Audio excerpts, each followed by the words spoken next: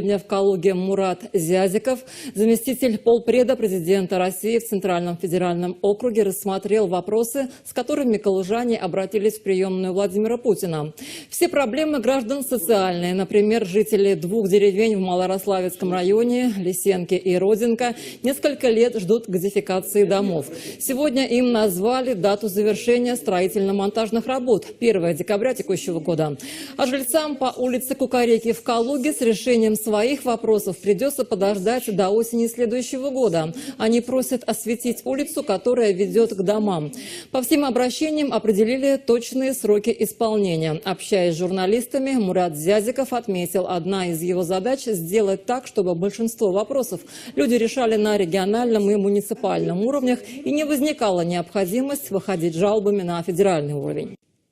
Ни один вопрос без, скажем, местной власти решить невозможно. То есть без муниципальной, без городской, без областной. Поэтому вот все обращения, они переносятся и таким образом сокращается количество обращений в президентскую приемную, там непосредственно, а люди обращаются уже на местах.